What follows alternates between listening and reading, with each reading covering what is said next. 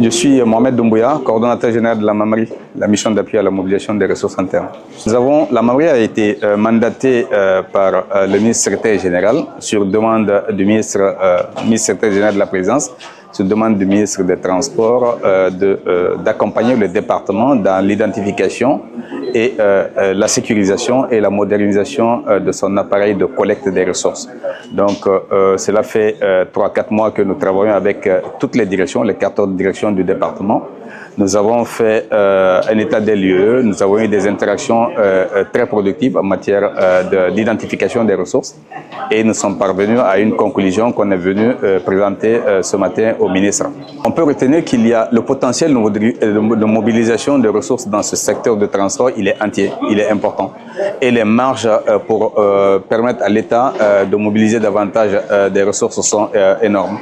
Donc l'idée maintenant, c'est de mettre en place un certain nombre de mécanismes juridiques, des mécanismes de sécurisation, d'identification et de sécurisation des ressources, et aussi de modernisation de nos instruments de travail pour permettre au département de contribuer effectivement à la mobilisation des ressources internes. On remercie le secrétariat général de la présidence qui a bien voulu mettre à notre disposition son équipe de la MAMRI pour nous accompagner dans l'évaluation des différentes entités que nous avons ici pour nous permettre, au cas échéant, d'entamer les réformes nécessaires pour sécuriser, pour renforcer les mécanismes de mobilisation de nos recettes publiques et aussi de tracer de façon transparente l'utilisation de ces ressources financières. Donc c'est un travail minutieux qui a été mené ici pendant 3 mois et qui a connu la participation effective de toutes les directions, toutes les entités qui relèvent du ministère des Transports. Nous avons également, au cours de cette séance de restitution,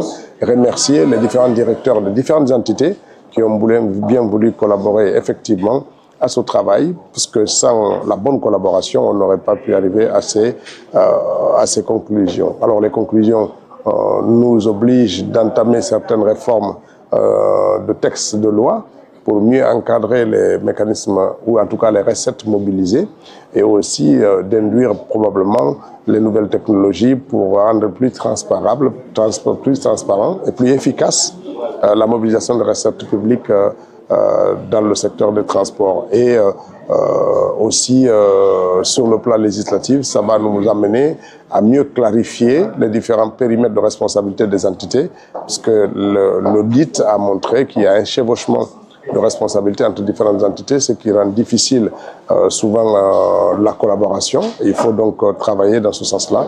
Et puis d'autres recommandations pour mieux améliorer la gouvernance des différentes entités, qui soient dans la mise en œuvre des conseils d'administration ou l'amélioration du cadre institutionnel de ces entités-là. Je pris l'exemple du port autonome de Conakry, qui a un statut DPA et qui fonctionne comme une société anonyme et qui nécessite donc une mise à jour de ses statuts et de ses fonds de fonctionnement.